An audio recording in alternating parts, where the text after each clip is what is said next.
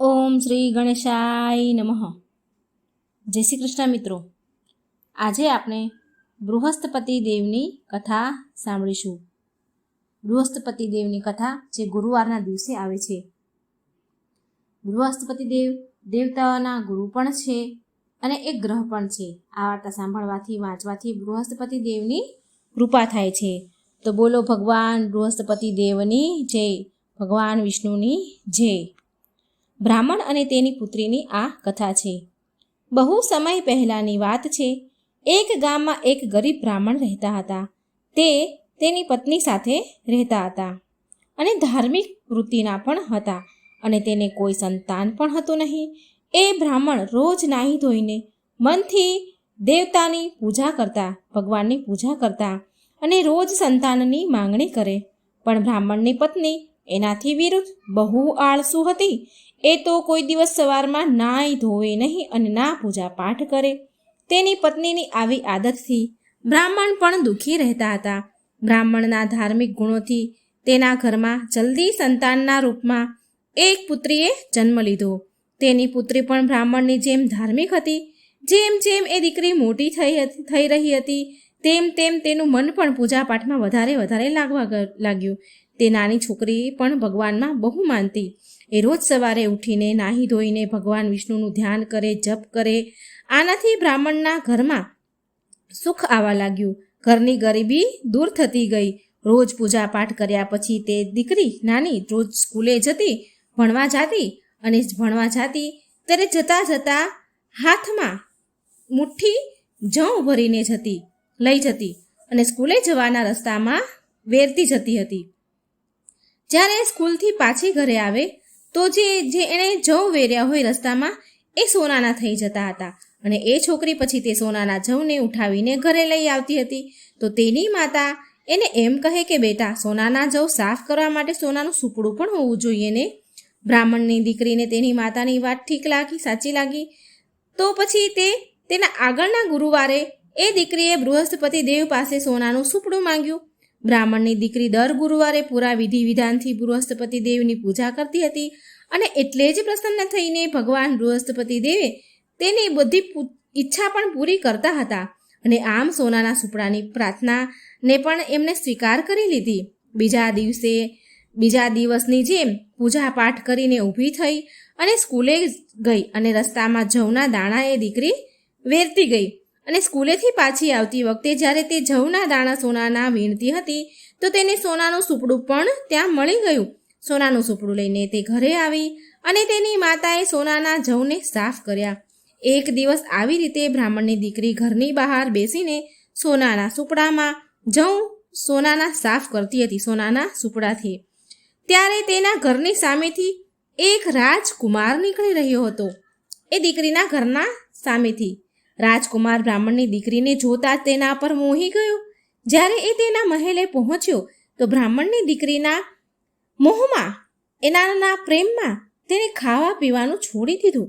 જ્યારે રાજાને એ વાતની ખબર પડી કે રાજકુમાર બીમાર થઈ ગયા છે તો રાજકુમારને એનું કારણ પૂછ્યું કે ખાવા પીવાનું છોડવાનું કારણ શું છે. તો રાજકુમારે તેના મનની બધી જ વાત એના પિતા રાજાને કહી. બીજા જ દિવસે રાજા તેના મંત્રી સાથે તે બ્રાહ્મણના ઘરે ગયા અને બ્રાહ્મણ સામે તેની દીકરીના લગ્ન એના પુત્ર રાજકુમાર સાથે કરવા માટે પ્રસ્તાવ મૂક્યો.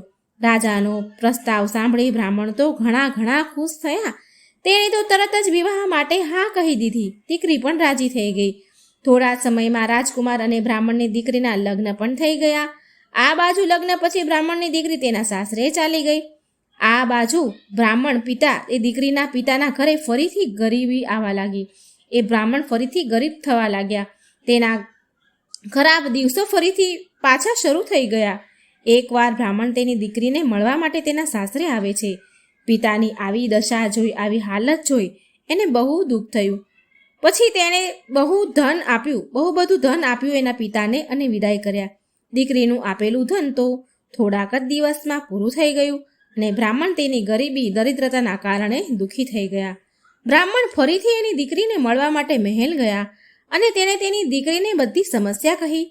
પોતાના ગરીબ બ્રાહ્મણ પિતાની વાત સાંભળીને તેની દીકરી બોલી, પિતાજી, તમે કાલે માને લઈને આવજો મારી પાસે.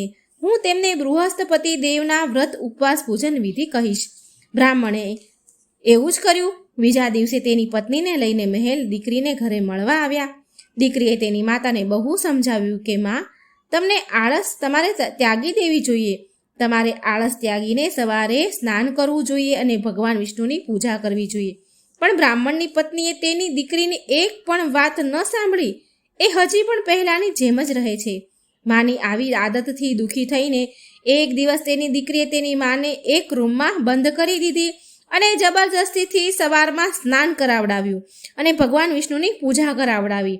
આમ કરવાથી તેની માની બુદ્ધિમાં સુધારો થયો. બીજા જ દિવસે બ્રાહ્મણની પત્ની સવારે વહેલી ઉઠીને સ્નાન કરે છે અને ભગવાન વિષ્ણુની પૂજા કરવા લાગે છે અને સાથે સાથે તેની દીકરીના કહ્યા અનુસાર દરેક ગુરુવારના દિવસે ઉપવાસ પણ કરવા લાગી.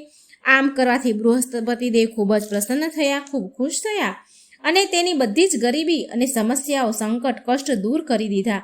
પછી એ સુખી અને સંપન્ન જીવન જીવવા લાગ્યા. આ વ્રતના પ્રભાવથી મૃત્યુ પછી બ્રાહ્મણ અને તેની પત્ની સ્વર્ગવાસ થયા. સ્વર્ગમાં એને સ્વર્ગનો દરવાજો મળ્યો. તો બોલો વિષ્ણુ ભગવાનની જય, બૃહસ્પતિ દેવની જય. બીજી એક કથા છે બૃહસ્પતિ દેવની, ખૂબ સરસ. ભારત વર્ષમાં એક પ્રતાપી અને દાની રાજા રાજ્ય કરતા હતા. તે દરરોજ ગરીબ બ્રાહ્મણોને, દિન દુઃખીની સહાય કરતા હતા. પણ આ વાત રાજાની પત્નીને જરા પણ ગમતી નહોતી. એ એવું વિચારતી કે મારો પતિ આખો દિવસ રાત દાન જ કર્યા કરે છે. રાણીએ ક્યારેય કોઈ ગરીબને દાન નહોતું આપ્યું અને ન ભગવાનની કોઈ દિવસ પૂજા કરી હતી અને રાજાને દાન દેવા માટે હંમેશા એ ના કહેતી હતી. એક દિવસની વાત છે, રાજા શિકાર કરવા માટે જંગલમાં ચાલ્યા ગયા હતા અને એ સમયે રાણી મહેલમાં એકલી હતી.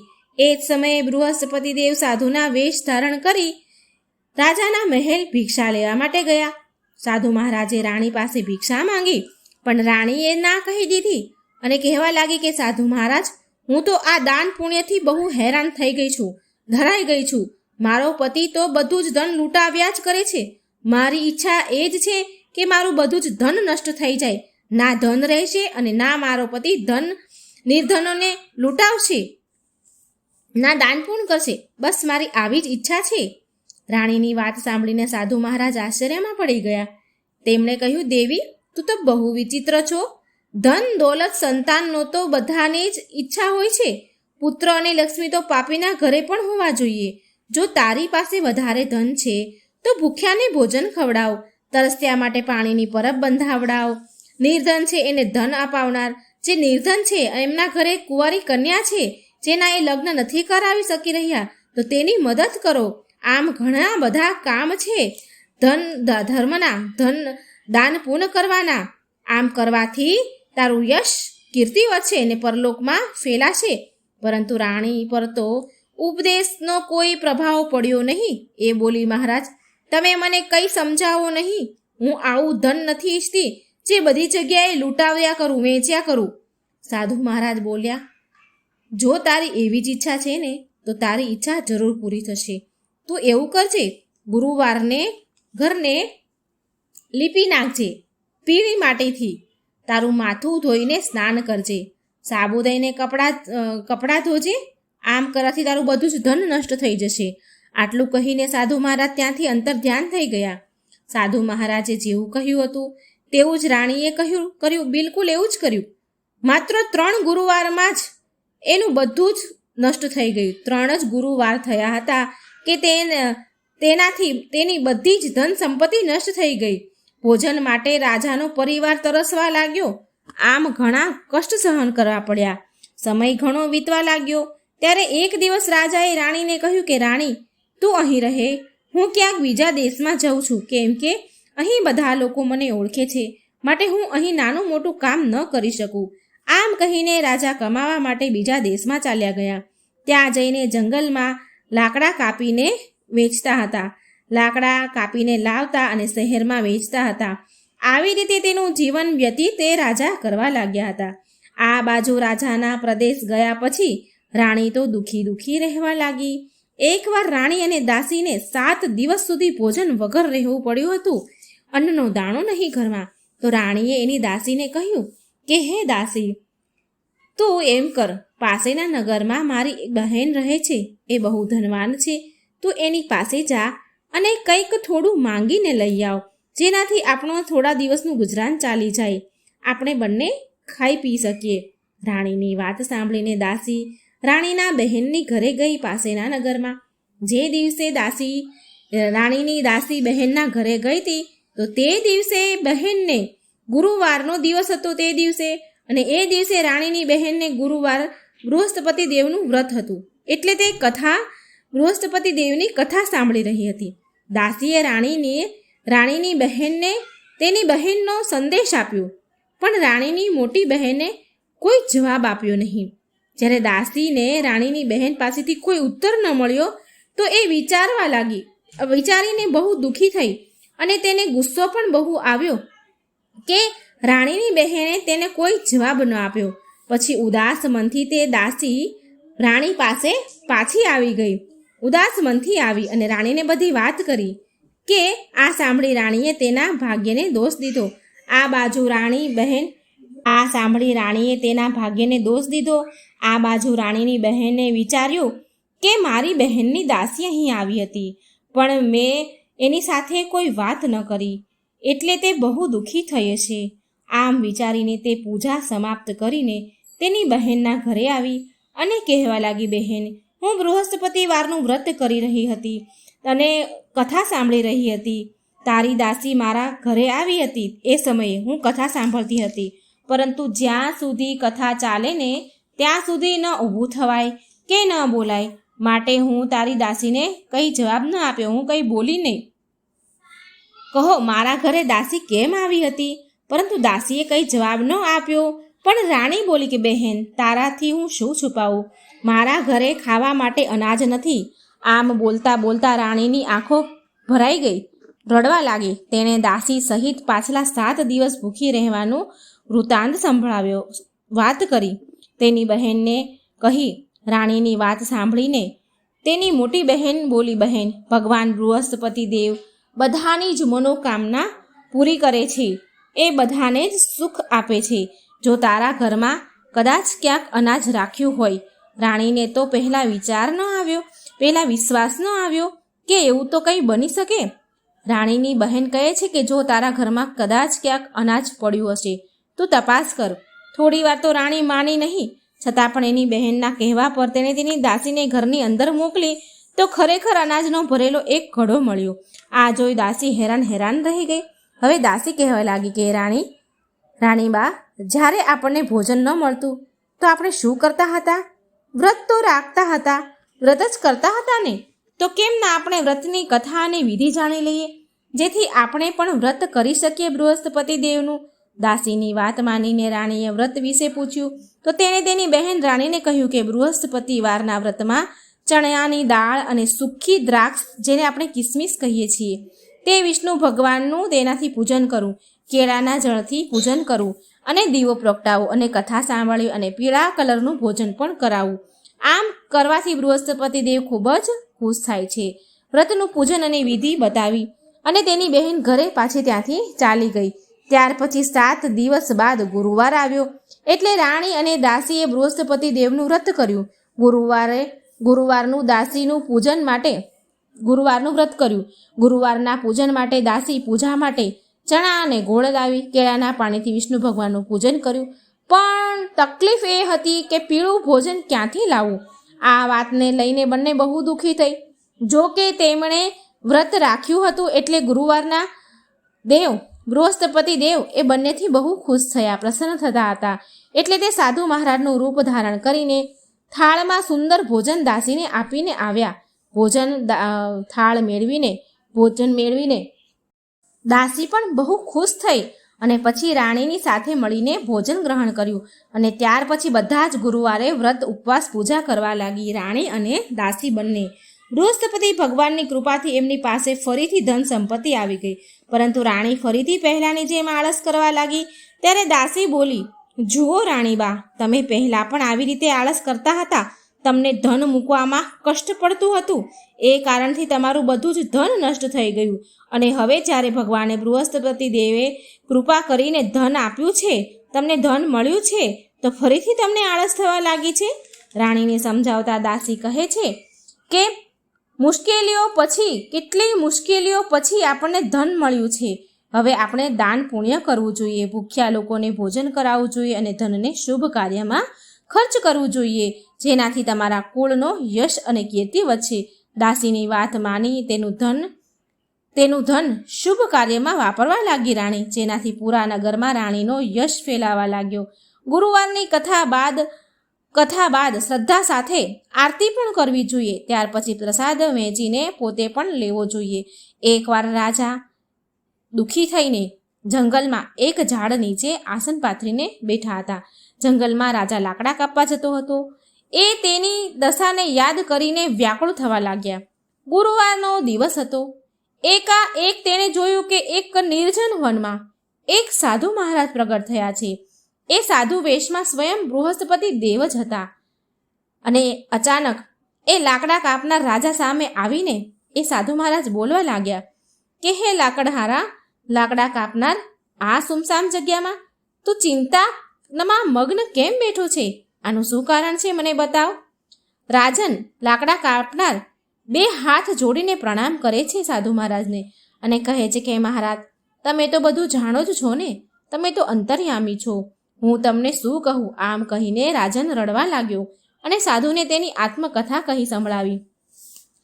સાધુ મહારાજ બોલ્યા કે તારી સ્ત્રીએ ગુરુવારના દિવસે બૃહસ્પતિ દેવનો અનાદર કર્યો હતો, જેના કારણે રૂષ્ટ થઈને બૃહસ્પતિ દેવ ગુસ્સે થયા છે અને તારી આ દશા કરી હતી. હવે તું ચિંતા ના કર અને મારા કહેવા પ્રમાણે કર, તો તારા બધા જ કષ્ટ દૂર થશે અને ભગવાન તારા ઉપર પહેલાની જેમ સંપત્તિ અને ધન તારું પાછું આપશે. પહેલાની જેમ તારા પર પ્રસન્ન થશે. તારી સંપત્તિ પહેલા કરતાં પણ વધારે તને આપશે. તું ગુરુવારના દિવસે કથા કર, 2 પૈસાના ચણા, સૂકી દ્રાક્ષ લાવી તેનો પ્રસાદ ધરાવ અને શુદ્ધ જળથી લોટામાં સાકર મિલાવીને અમૃત તૈયાર કર. કથા સાંભળનાર બધા જ પરિવાર લોકોને કે જે કોઈ કથા સાંભળતા હોય તેને અમૃતમય પ્રસાદ વેચીને તું પણ ગ્રહણ કરજે. આમ કરવાથી ભગવાન તારી બધી જ મનોકામના પૂરી કરશે. સાધુના આવા વચન સાંભળીને રાજા લાકડા કાપનાર બોલ્યો કે હે પ્રભુ, મને લાકડા વેચીને એટલા બધા પૈસા નથી મળતા કે હું ભોજન કર્યા બાદ 2 પૈસા બચાવી શકું. મેં રાતમાં સપનામાં મારી સ્ત્રીને વ્યાકુળ જોઈ છે. મારી પાસે કંઈ એવું નથી કે એનાથી હું કંઈ કરી શકું, મારી પત્નીના સમાચાર પૂછી શકું. સાધુ બોલ્યા, હે રાજા લાકડા કાપનાર, તું કોઈ પણ જાતની ચિંતા ન કર. ગુરુવારના દિવસે તું રોજની જેમ લાકડા લઈને શહેર જજે. તેનાથી તને રોજ કરતાં ડબલ પૈસા મળશે, બમણા પૈસા મળશે, જેનાથી તું સારી રીતે ભોજન પણ કરીશ અને બૃહસ્પતિ ભગવાનની પૂજાનો સામાન પણ આવી જશે. તું વિશ્વાસ રાખ. આટલું કહીને સાધુ મહારાજ અંતર્ધ્યાન થઈ ગયા. ધીરે ધીરે સમય વીતવા લાગ્યો અને ફરી ગુરુવારનો દિવસ આવ્યો. રાજા જંગલમાંથી લાકડા કાપીને શહેરમાં વેચવા ગયા તો તેને રોજ કરતાં બમણા પૈસા મળ્યા. રાજાએ ચણા ગોળ લાવી અને ગુરુવારનું વ્રત કર્યું. એ દિવસથી એની બધી જ તકલીફ દૂર થઈ. પરંતુ જ્યારે ફરી ગુરુવારનો દિવસ આવ્યો તો ગુરુવારનું વ્રત કરવાનું રાજા ભૂલી ગયો. આ કારણથી બૃહસ્પતિ દેવ નારાજ થઈ ગયા. એ દિવસથી એ નગરના રાજાએ વિશાળ યજ્ઞનું આયોજન કર્યું. જ્યાં એ રાજા લાકડા કાપતો હતો, જ્યાં રહેતો હતો, ત્યાંના રાજાએ યજ્ઞનું બહુ જ મોટું આયોજન કર્યું તથા શહેરમાં એ ઘોષણા કરાવી કે કોઈ પણ વ્યક્તિ, મનુષ્ય એના ઘરમાં ભોજન ન બનાવે અને અગ્નિ ન પ્રગટાવે. સમસ્ત પ્રજા લોકો મારે ત્યાં ભોજન કરવા માટે આવે. આ આજ્ઞાને જે નહીં માને એને ફાંસીની સજા મળશે. આવી રીતે ઘોષણા બધા જ ઘરોમાં, રાજ્યમાં, નગરમાં કરાવવામાં આવી. રાજાની આજ્ઞા અનુસાર શહેરના બધા લોકો ભોજન કરવા આવ્યા, પણ આ રાજા લાકડા કાપનાર થોડા મોડેથી પહોંચ્યા. માટે રાજા તેને પોતાની સાથે ઘરે લઈ ગયા અને ઘરે જઈને ભોજન કરાવ્યું. તો રાણીની નજર એ ખિલ્લી ઉપર પડી, જે ખિલ્લી ઉપર તેણે હાર ટીંગાડ્યો હતો. પણ હવે એ ખિલ્લી ઉપર હાર એને દેખાયો નહીં. માટે રાજાને એમ થયું કે આ હાર પેલા લાકડા કાપનારે જ ચોરી લીધો છે. તો તેણે તેના સૈનિકોને બોલાવી અને એ વ્યક્તિને, લાકડા કાપનારને કારાગૃહમાં બંધ કરાવી દેવાનો, કેદ કરવાનો આદેશ આપ્યો. લાકડા કાપનાર રાજા કારાગૃહમાં દુઃખી થઈને વિચાર કરવા લાગ્યા કે ન જાણે મારા કઈ જન્મના કર્મના આ પાપ છે કે મને આટલું દુઃખ મળે છે, કયા જન્મના કર્મ છે મારા આવા કે મને દુઃખ મળ્યું. અને એ જંગલમાં મળેલા સાધુને યાદ કરવા લાગ્યા. એ જ સમયે તત્કાલ બૃહસ્પતિ દેવ સાધુના રૂપમાં ત્યાં પ્રગટ થયા અને તેની દશાને જોઈને કહેવા લાગ્યા કે અરે મૂર્ખ, તે પૂરી કથા બૃહસ્પતિ દેવની નથી કરી. આ કારણથી તને દુઃખ મળ્યું છે. હવે તું ચિંતા ન કર. હવે પછીના ગુરુવારે તને કારાગારના દરવાજે 4 પૈસા પડેલા મળશે. એનાથી તું બૃહસ્પતિ દેવની પૂજા કરજે, જેનાથી તારા બધા જ કષ્ટ મટી જશે. ગુરુવારના દિવસે એને 4 પૈસા મળ્યા કારાગૃહના દરવાજા પાસે, જેમ સાધુ મહારાજે કહ્યું હતું એમ. ત્યારે એ રાજા લાકડા કાપનારે બૃહસ્પતિ દેવની પૂજા કરી અને કથા કહી. એ જ રાત્રે બૃહસ્પતિ દેવે તે નગરના રાજાના સપનામાં આવીને કહ્યું કે હે રાજન, તે જે આદમીને લાકડા કાપનારને કારાગૃહમાં કેદ કર્યો છે તે નિર્દોષ છે. એ એક રાજા છે, તેને છોડી દેજે. તારી રાણીનો હાર એ જ ખિલ્લી ઉપર લટક્યો છે. જો તું આવું નહીં કરે ને તો તારું બધું જ ધન નષ્ટ થઈ જશે, રાજ્ય નષ્ટ થઈ જશે. આમ રાત્રિના સપનાને જોઈને રાજા વહેલી સવારે ઉઠ્યા અને ખિલ્લી ઉપર હાર જોઈને લાકડા કાપનાર રાજનને બોલાવીને છોડી દીધો. તેની પાસે ક્ષમા માંગી તથા લાકડા કાપનાર રાજાને સુંદર વસ્ત્ર ઘરેણા આપીને વિદાય કર્યા. બૃહસ્પતિ દેવની આજ્ઞા અનુસાર તેના રાજ્યમાં તે પાછા ફર્યા. રાજા જ્યારે તેના નગરના નજીક ગયા તો તેને બહુ આશ્ચર્ય થયું. નગરમાં પહેલા કરતાં પણ વધારે બગીચા, તળાવ, કૂવા અને બહુ બધી ધર્મશાળાઓ બંધાવેલી છે. આ જોઈ રાજાને ખૂબ જ આશ્ચર્ય થયું. રાજાએ નગરના વ્યક્તિને પૂછ્યું કે આ કોના બગીચા અને ધર્મશાળાઓ છે? ત્યારે નગરના બધા લોકો કહેવા લાગે કે આ બધું તમારી રાણી અને દાસીનું છે. તો રાજાને આશ્ચર્ય થયું અને ગુસ્સો પણ આવ્યો, એમ વિચારીને કે આટલું બધું ધન ક્યાંથી આવ્યું? મારી ગેરહાજરીમાં રાણી આટલું બધું ધન ક્યાંથી મેળવ્યું? રાણીને જ્યારે એવા સમાચાર મળ્યા કે રાજા તેના પતિ આવી રહ્યા છે તો તેણે દાસીને કહ્યું કે જો દાસી, રાજા આપણને કેટલી ખરાબ હાલતમાં મૂકીને ગયા હતા. આપણી આવી હાલત દશા જોઈને એ પાછા ન ચાલ્યા જાય ક્યાંક. માટે તું દરવાજા પાસે ઊભી રહેજે. અને આજ્ઞા અનુસાર દાસી દરવાજે પાસે ઊભી રહી ગઈ. રાજા આવ્યા તો દાસીને તેની સાથે મહેલમાં લઈ આવ્યા. તો રાજાએ ક્રોધ કરીને રાણીને પૂછ્યું કે આટલું બધું ધન સંપત્તિ ક્યાંથી આવ્યું મારી ગેરહાજરીમાં? ત્યારે રાણીએ કહ્યું કે મને આ બધું ધન બૃહસ્પતિ દેવની કૃપાથી, વ્રતના પ્રભાવથી મળ્યું છે. રાજાએ નક્કી કર્યું કે આ બધા લોકો તો માત્ર ગુરુવારના દિવસે જ બૃહસ્પતિ દેવનું પૂજન કરે છે, પણ હું દિવસમાં 3 વાર કથા કહીશ અને વ્રત કરીશ. હવે રોજ હર સમયે રાજાના કપડાના જે દુપટ્ટાનો છેડો હોય ત્યાં ચણાની દાળ બાંધેલી રાખતા તથા દિવસમાં 3 વાર કથા કહેતા સાંભળતા. એક દિવસ રાજાએ વિચાર કર્યો કે ચાલ આજે મારી બહેનને ત્યાં જઈને આવું. આમ રાજા ઘોડા પર સવાર થઈને તેના બહેનના ઘરે જાય છે. માર્ગમાં જોયું તો અમુક આદમી મુર્દાને લઈને જઈ રહ્યા હતા. રાજાએ તેમને રોકીને કહ્યું કે અરે ભાઈઓ, મારા બૃહસ્પતિ દેવની કથા સાંભળો. તો બધા લોકો કહેવા લાગ્યા અમારો માણસ મરી ગયો છે અને તમને કથાની પડી છે. પરંતુ એક આદમી એમાંથી બોલ્યો કે તમે કથા કહો, હું સાંભળીશ. રાજાએ દાળ કાઢી અને જ્યારે કથા કહેવા લાગ્યા અને જ્યારે કથા અડધી થઈ તો મળદું હલવા લાગ્યું અને કથા જ્યારે સમાપ્ત થઈ તો તે મરેલો વ્યક્તિ રામ રામ કરીને ઊભો થયો. આગળ માર્ગમાં તેને એક ખેડૂતનું ખેતર મળ્યું. ત્યાં ખેડૂત હળ ચલાવતો હતો. રાજાએ તેને જોઈને કહ્યું કે અરે ભાઈ, તું મારા ગુરુવારની કથા સાંભળી લે. ખેડૂત બોલ્યો કે જ્યાં સુધી તમારી હું કથા સાંભળું એટલી વારમાં તો મારું અડધું ખેતર ખેડાઈ જશે. જા તારી કથા બીજા કોઈને જઈને સંભળાવજી. આમ રાજા આગળ ચાલ્યો. રાજાના ત્યાંથી જવાની સાથે જ બળદ ઊંચો પછડાઈને પડ્યો તથા ખેડૂતના પેટમાં જોર જોરથી દુખવા લાગ્યું.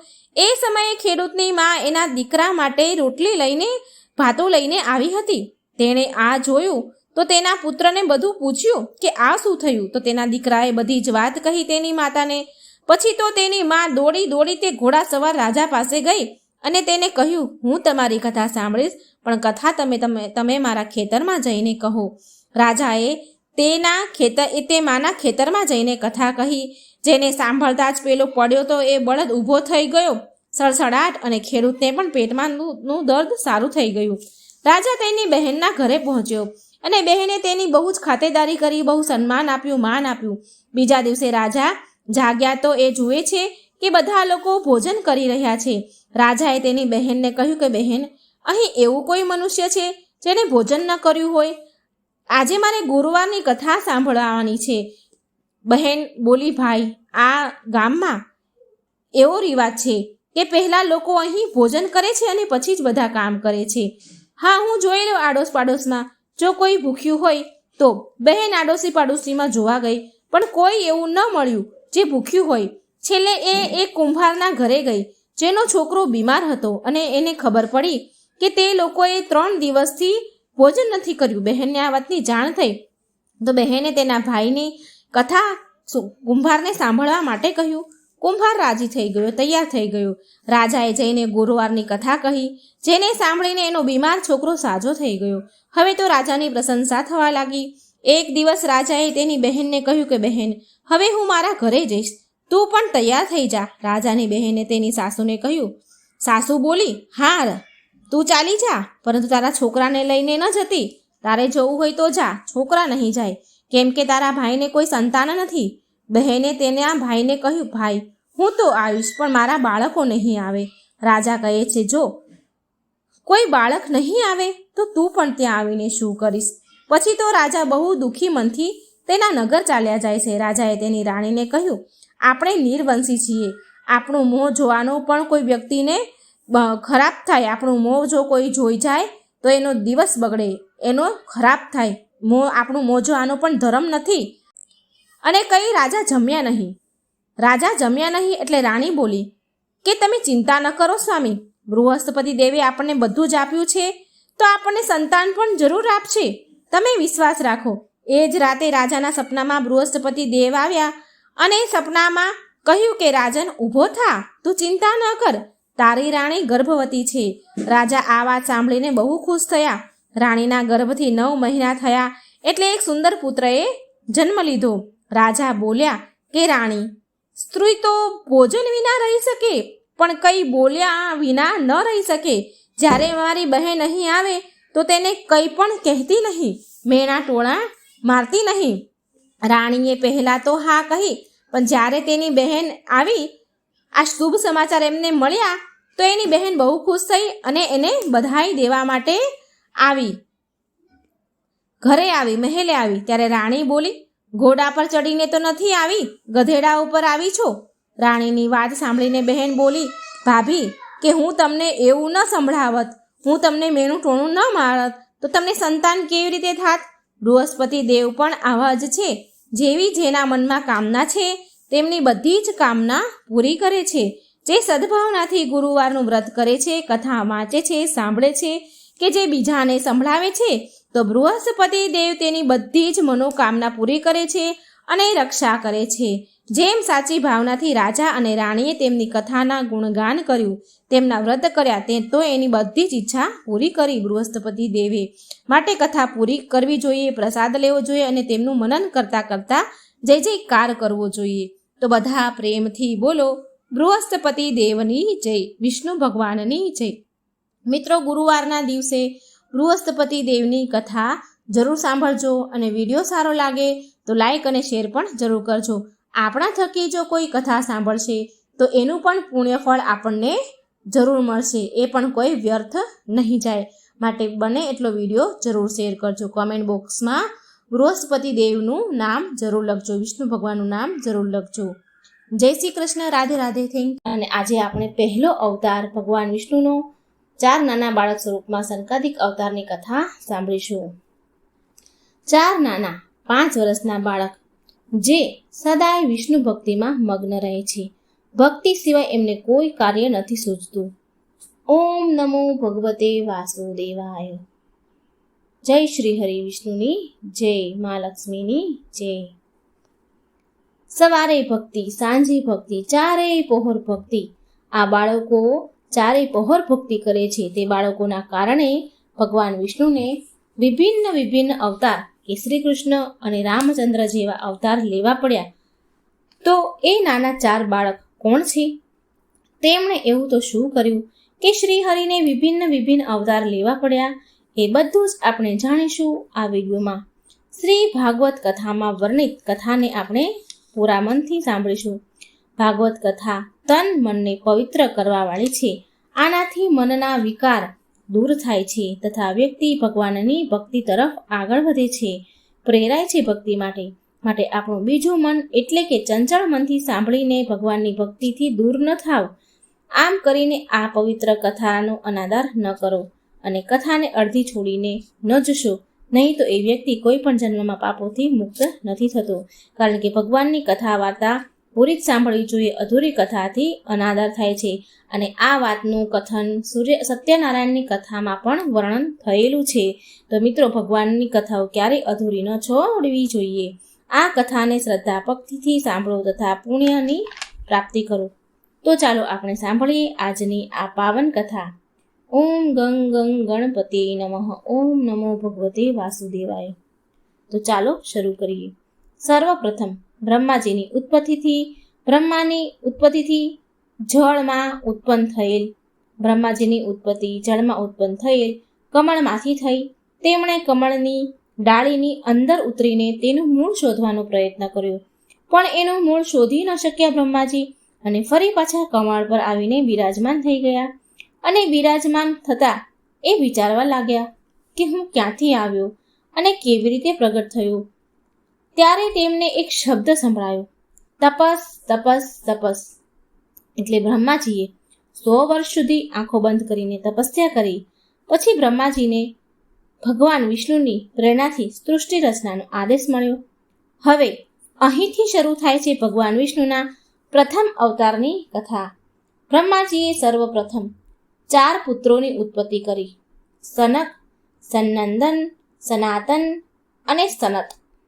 બ્રહ્માજીએ આ 4 પુત્રોને સૃષ્ટિ રચનાનો આદેશ આપ્યો, પરંતુ એ ચારેય સૃષ્ટિ રચના છોડીને તપસ્યામાં લીન થઈ ગયા. તેમના પુત્રોને આમ કરવાથી, એની તપસ્યા કરવાથી, ભગવાનની ભક્તિ કરવાથી, આ બધું કરતા જોઈ બ્રહ્માજી ક્રોધિત થયા. એ સમયે જે આ 4 કુમાર પ્રગટ થયા હતા એ શુદ્ધ સતગુણ સ્વરૂપમાં, એમાં રજોગુણ તમોગુણ હતા નહીં, શુદ્ધ સતગુણ હતા. અને ના તો એમાં પ્રમાદ, નિંદ્રા કે આળસ હતી, અને ના સૃષ્ટિના કાર્યમાં તેમને કોઈ રુચિ હતી, ના કોઈ એમની પ્રવૃત્તિ હતી સૃષ્ટિના કાર્યની રચના કરવાની. એમને એમાં રસ જ નહોતો. બ્રહ્માજીએ ચારેયને સૃષ્ટિ રચવાનું કહ્યું, તો તેમણે સૃષ્ટિ કરતા બ્રહ્માજીને આ આજ્ઞા સ્વીકાર કરી નહીં. વિશ્વમાં જ્ઞાનની પરંપરા બનાવી રાખવા માટે સ્વયં ભગવાનને આ 4 કુમારના રૂપમાં અવતાર ધારણ કર્યો હતો. કુમારોની જન્મજાત રુચિ ભગવાનના નામ તથા ગુણોના કીર્તન કરવા માટે, ભગવાનની લીલાઓનું વર્ણન કરવા અને પાવન લીલાને સાંભળવા માટે હતું.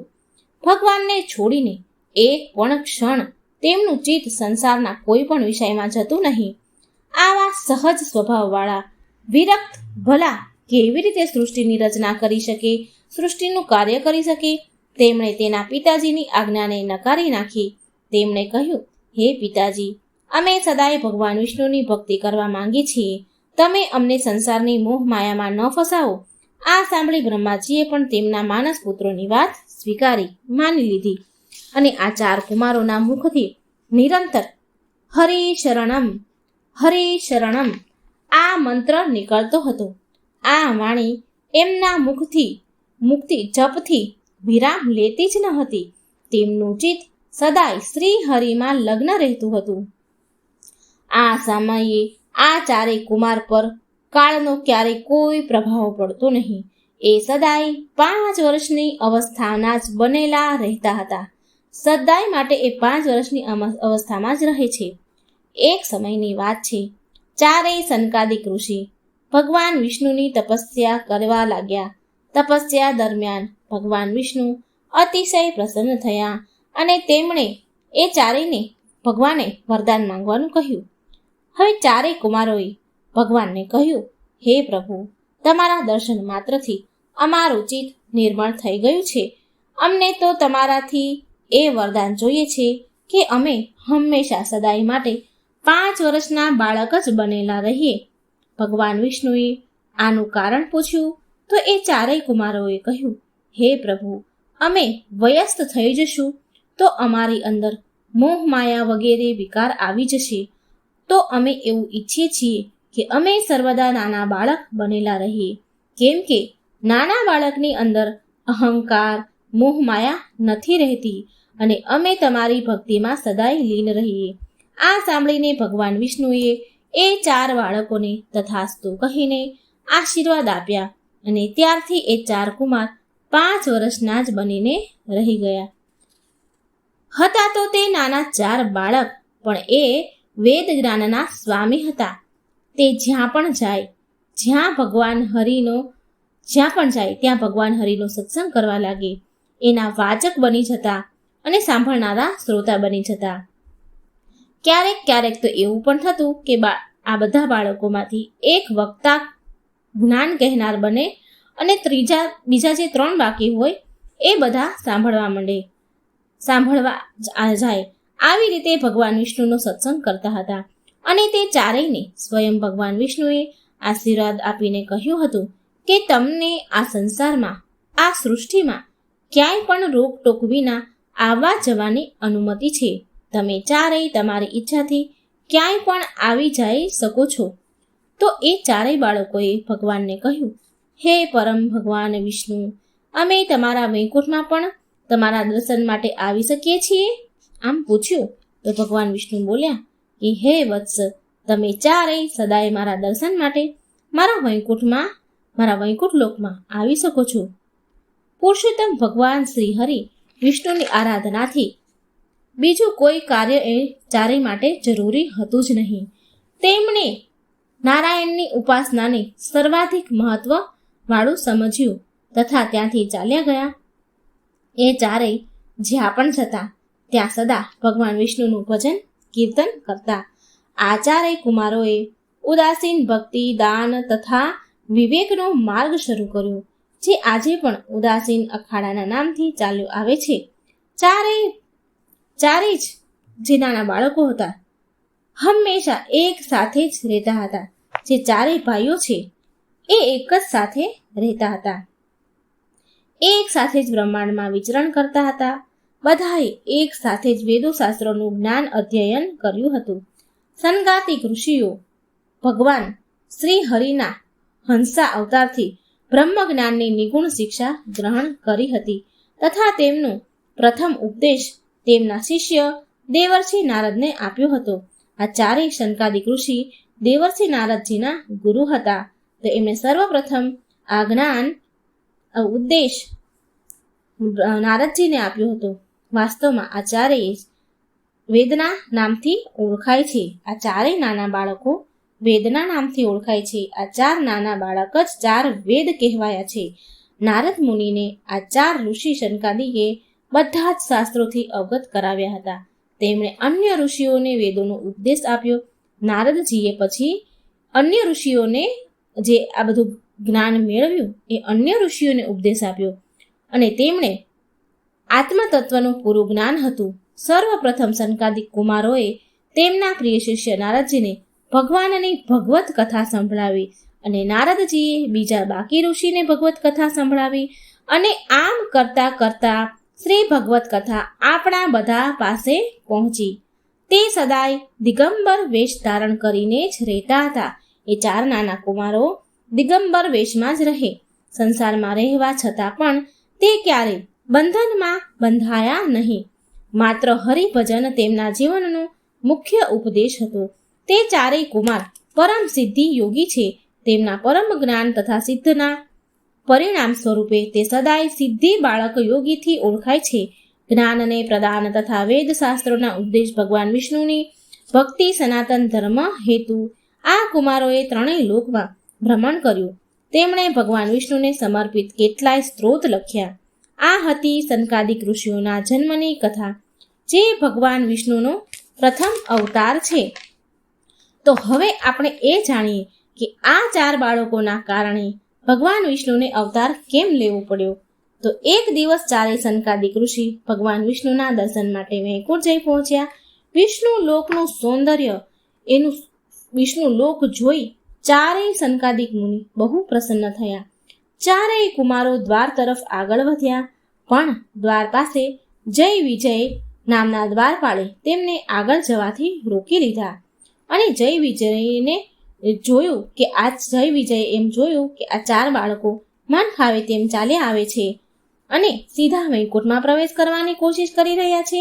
અને તેમણે ભગવાન વિષ્ણુના દ્વારપાળ જય વિજયે તેમને અંદર આવવા ન દીધા. અને બહુ કઠોરતાથી, દુષ્ટતાથી તે જય વિજયે તે સનકાદિક મુનિઓ સાથે વાત કરી દુષ્ટતાથી તેમને ત્યાંથી ભગાડવા લાગ્યા. આ જોઈને શાંત રહેનાર સનકાદિક મુનિઓને ક્રોધ આવી ગયો. તેમણે દ્વારપાળોને કહ્યું, બહુ આશ્ચર્યની વાત છે કે વૈકુંઠ લોકના નિવાસી થઈને પણ તમારો વિષમ સ્વભાવ, તમારો અહંકાર સમાપ્ત ન થયો. આ તો બહુ આશ્ચર્યની વાત છે કે જે પણ વ્યક્તિ વૈકુંઠમાં છે તેની અંદર અહંકાર ક્યાંથી આવ્યો? તમે તો ભગવાન વિષ્ણુની સેવામાં નિરંતર રહો છો, છતાં પણ દ્વારપાળો તમારી અંદર આવો અહંકાર છે કે ભગવાન વિષ્ણુના દર્શન કરવા માટે આવેલા દર્શનાર્થીને તમે બહારથી જ પાછા વાળી રહ્યા છો. આ વાત સાંભળીને એ દ્વારપાળોએ કહ્યું કે હે બાળકો, ભગવાન વિષ્ણુ અત્યારે આરામ કરી રહ્યા છે, તે અત્યારે નિંદ્રામાં છે, તો એ માટે તેમની નિંદ્રા ભંગ ન કરો. આ સાંભળીને એ ચારેય મુનિઓએ કહ્યું કે હે દ્વારપાળો, ભગવાન ક્યારેય સૂતા નથી. જો એ સૂઈ જશે તો આ સૃષ્ટિ કેવી રીતે ચાલશે? તે તો માત્ર આંખ બંધ કરીને તેમના ભક્તોને જુએ છે. અને આગળ એ ચાર મુનિઓ બોલ્યા કે તમે લોકો અહીં રહેવાના યોગ્ય નથી. તમે જય વિજય અહીં દ્વારપાળ રહેવાના યોગ્ય નથી. અમે ચારેય ભાઈઓ, ચારેય ઋષિ તમને શ્રાપ આપીએ છીએ કે તમે નીચે મૃત્યુલોકમાં ચાલ્યા જાઓ, તમારું પતન થશે. અને આગળ બોલ્યા કે તમે તમારું દેવતત્વ ખોઈ દેશો અને પૃથ્વી પર નશ્વરના રૂપમાં રહેશો અને એક રાક્ષસ કુળમાં જન્મ લેશો. જય વિજયને આ શ્રાપ સાંભળી અને પોતાની ભૂલ સમજાણી પછી એ ચારેય મુનિને તેમનો શ્રાપ પાછો લેવા માટે કરગરવા લાગ્યા અને ભગવાન વિષ્ણુને મોટેથી બૂમો પાડી પુકારવા લાગ્યા. અને જય વિજયનો પોકાર સાંભળીને ભગવાન વિષ્ણુ તરત જ દ્વાર પર આવી પહોંચ્યા અને જય વિજયે પૂરી ઘટના વિશે ભગવાન વિષ્ણુને વિસ્તારથી સંભળાવીને કહ્યું. અને જય વિજયે ભગવાન વિષ્ણુને શ્રાપ પાછો લેવા માટે અનુરોધ કર્યો. પણ ભગવાન વિષ્ણુએ કહ્યું કે એકવાર દીધેલો શ્રાપ ક્યારેય પાછો લઈ શકાતો નથી, કારણ કે જો આમ કરવાથી શ્રાપ દેનારાનું અને તેમના તપનું અનાદર થાય છે અને કર્મ ચક્ર પણ બાધામાં આવે છે. પરંતુ તમે તમારા સ્થાન પર તમારા કાર્યને સંભાળી રહ્યા હતા, તમારી ફરજ નિભાવી રહ્યા હતા, માટે હું તમને આ શ્રાપથી જલ્દી મુક્ત થવાનો 2 ઉપાય કહું છું. તમે તમારી ઈચ્છા અનુસાર કોઈ પણ એક ઉપાય પસંદ કરો. પહેલો ઉપાય એ છે કે તમે બંને ધરતી ઉપર 7 વાર ભક્તના રૂપમાં જન્મ લો, કે પછી બીજો ઉપાય છે કે મારા શત્રુના રૂપમાં 3 વાર મારા હાથથી અંતગતિને પ્રાપ્ત થાવ. તમે કયો ઉપાય નક્કી કરશો મને કહો. એટલે જય વિજયે હાથ જોડીને ભગવાન વિષ્ણુને કહ્યું, હે ભગવાન વિષ્ણુ, અમે ધરતી પર 3 વાર જ જન્મ લેવા માંગીએ છીએ, જેનાથી અમે જલ્દી તમારી સેવામાં અમે અમારા પ્રભુની સેવામાં પાછા આવીએ. 3 જન્મમાં પ્રભુ અમારો વધ કરશો અને એ 3 જન્મમાં અમને તમારા દર્શન થશે. ભગવાન વિષ્ણુ આ સાંભળી ખુશ થયા. ભગવાન વિષ્ણુ એમની ભક્તિને જોઈને હસ્યા અને એમના આ 3 જન્મ માટે તથાસ્તુ કહ્યું અને જય વિજય ત્યાંથી ચાલ્યા ગયા.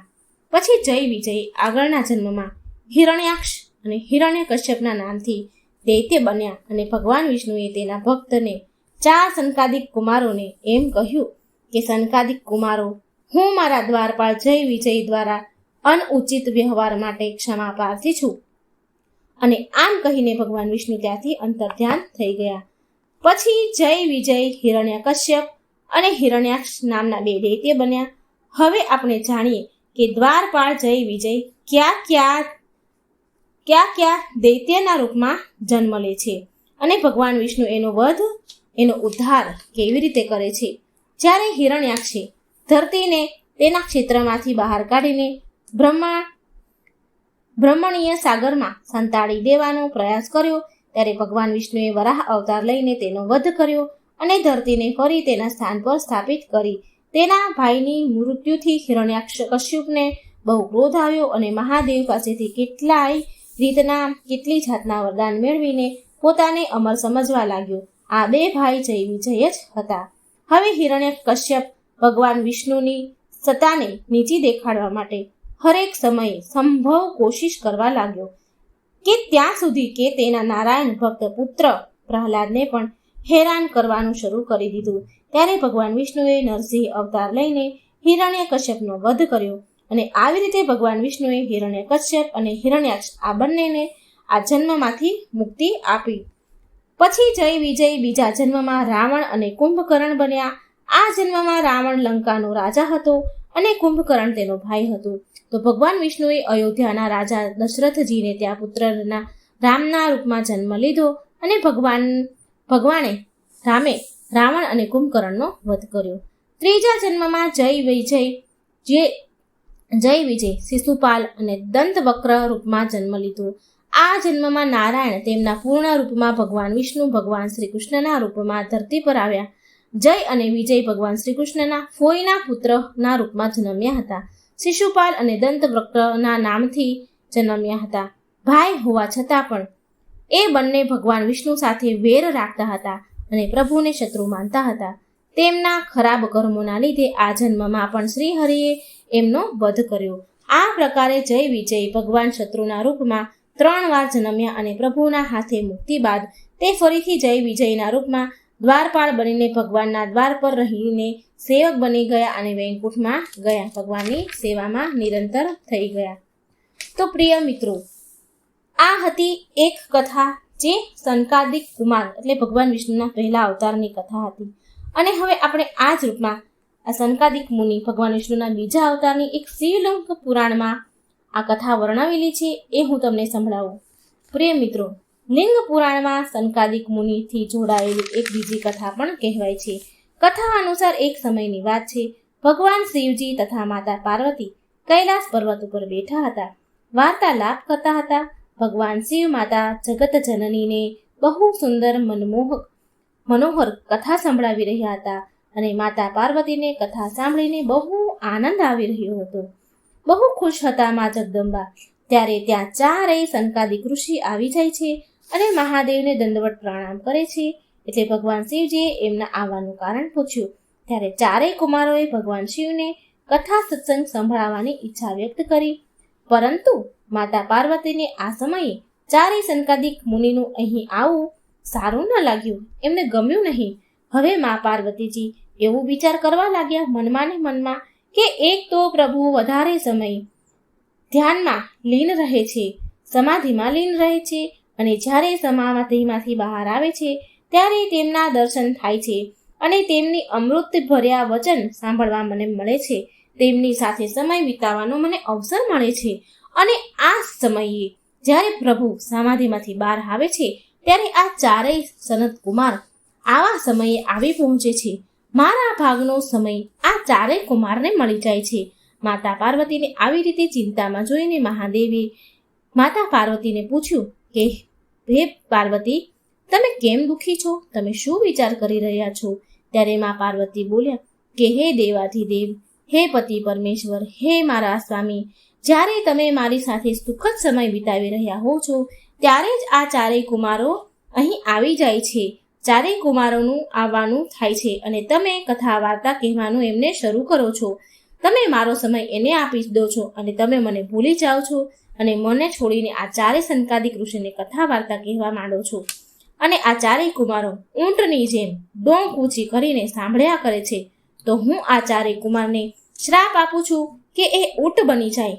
હવે જુઓ મિત્રો, માતા પાર્વતીએ તો શ્રાપ આપી દીધો. માતા પાર્વતીના મુખથી આ 4 કુમારોએ ભગવાન શિવ તથા માતા પાર્વતીને પ્રણામ કરીને ત્યાંથી ચાલ્યા ગયા અને એ ઊંટ બનીને મરુભૂમિમાં, જે આપણે ઊંટ રે એ ભૂમિ કહીએ મરુભૂમિ ત્યાં વિચરણ કરવા લાગ્યા. ત્યારે શિવજીએ માતા પાર્વતીને કહ્યું, હે દેવી, તમે આ શું કર્યું? એક ભક્તને તમે શ્રાપ આપી દીધો. દેવી, આપણા આરાધ્યની કથા વાર્તા સાંભળવા વાળા ભક્ત તથા સંભળાવનારાને પરમ આનંદની પ્રાપ્તિ થાય છે. શ્રી હરિ સદાય પ્રસન્ન રહે છે. તો આવામાં એનાથી કોઈ અપરાધ નથી થયો. તમે કારણ વિના જ, કારણ વગર જ આ ઋષિઓને અપરાધી માનીને દંડ આપ્યો છે. હે પાર્વતી, તમે તમારો શ્રાપ પાછો લઈ લો અને ફરી તેમનું અસલ સ્વરૂપ પાછું આપો. આ સાંભળીને માતા પાર્વતીને બહુ પછતાવો થયો. મા પાર્વતી બોલ્યા, હે ભગવાન, મારાથી તો ભૂલ થઈ ગઈ છે. ચાલો અત્યારે જઈએ અને એ ચારે કુમારને તેમના અસલ સ્વરૂપમાં લાવીએ. આમ કહીને મા પાર્વતી અને શિવજીએ મરુભૂમિમાં જઈ જ્યાં ચારેય કુમાર ઊંટ બનીને વિચરણ કરી રહ્યા હતા ત્યાં આવ્યા. જ્યારે માતા પાર્વતી ત્યાં પહોંચ્યા તો તે ચારેય સનકાદિક કુમાર માતા પાર્વતી અને શિવજીને જોઈ દંડવત પ્રણામ કરે છે. મા પાર્વતી કહે છે કે એ ચારેયને કહે છે કે હે સનકાદિક કુમાર, મારાથી બહુ મોટી ભૂલ થઈ ગઈ છે. મેં અનાયાસે જ તમને ચારેયને શ્રાપ આપી દીધો છે. હું મારો શ્રાપ પાછો લઉં છું. તમારું પહેલા જેવું છું સ્વરૂપ તમને પાછું પ્રદાન કરું છું. આ સાંભળીને ચારેય કુમાર બોલ્યા, નહીં નહીં માતા, તમે આવું ન કરો. તમે અમને જે શ્રાપ આપ્યો છે તે તો અમારા માટે વરદાન સ્વરૂપ છે. હે માતા, અમે ઊંટ બનીને બહુ પ્રસન્ન છીએ. માતા, અમને ઊંટનું બનવું પ્રસન્ન છે. માતા, અમે ઊંટ બનીને એ જાણ્યું છે કે અમને તો કોઈ પણ વસ્તુની જરૂરત જ નથી. પહેલાં તો અમને લંગોટી, કમંડળની અને અનેક વસ્તુઓની જરૂર પડતી હતી. ત્યારે અમે ભગવાનનું ભજન કરતા હતા. હવે તો અમને કોઈ વસ્તુની જરૂર નથી, ના કોઈ વસ્ત્ર, ન લોટી, લંગોટી. અમારો કિંમતી સમય આ બધી જ વસ્તુને એકત્રિત કરવામાં વ્યતીત થઈ જતો હતો અને અમને તો ખાવાની પણ કોઈ ચિંતા નથી. અમે તો ભિક્ષા માંગીને અમારું પેટ ભરતા હતા. હે દેવી, તમારી કૃપાથી અમારે આજ પછી અમારે એ સમસ્યા પણ નહીં રહી. અમે તો પૂરેપૂરો સમય ભગવાનની ભક્તિમાં જ અર્પણ કરીએ છીએ. પહેલા અમે ભિક્ષા માંગીને ખાતા હતા તો એનામાં અમારે સમય ઘણો વ્યર્થ જતો રહેતો હતો સમય. હવે તો ઝાડ પરના પાન ખાઈને અમે ખુશ અને શાંતિ છે. અમને બહુ શાંતિ મળે છે. હે દેવી, અમારો સમય બચાવવા માટે તમારો કોટી કોટી ધન્યવાદ. અમે ભગવાનની ભક્તિમાં આવી રીતે હંમેશા લીન રહીએ છીએ. અમારે ફરી અમારા રૂપમાં નથી આવવું. આ સાંભળીને માતા પાર્વતી બોલ્યા, હે પુત્ર, આવું ન કહો. હું તમારું ફરી અસલ સ્વરૂપ પાછું આપું છું.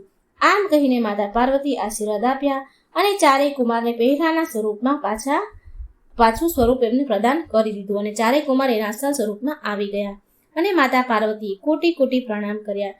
પ્રિય ભક્તગણો, આ હતો સનકાદિક મુનિઓનો મહિમા અને તેમના જન્મની કથા.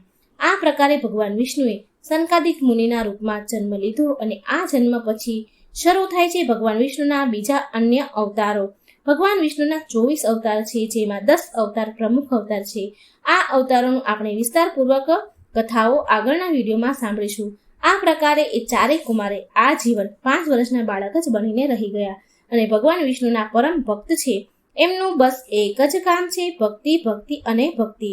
ચારેય પરમ જ્ઞાની પણ છે. 5 વર્ષના હોવા છતાં પણ એમની અંદર જ્ઞાનનો સાગર છે. એમણે જ સર્વપ્રથમ ભગવદ્ ગીતા તેમના પ્રિય શિષ્ય નારદજીને સંભળાવી હતી અને નારદજીએ અન્ય ઋષિમાં પ્રચાર કર્યો અને એ ઋષિ મુનિઓ પાસેથી ભાગવત કથા આપણા સુધી પહોંચી અને આપણને સાંભળવા મળી. તો મિત્રો, આ હતી ભગવાન વિષ્ણુના પહેલા અવતારની સનકાદિક ઋષિ 4 નાના સ્વરૂપના બાળકની કથા. મિત્રો, જો આ કથા સારી લાગે તો વિડીયો સારો લાગે લાઈક કરજો, શેર કરજો, બીજાને પણ આ પાવન કથા સાંભળવાનો અવસર આપજો અને મારી આ ચેનલને સબસ્ક્રાઈબ કરવાનું ભૂલશો નહીં. જય શ્રી કૃષ્ણ. રાધે રાધે. Thank you.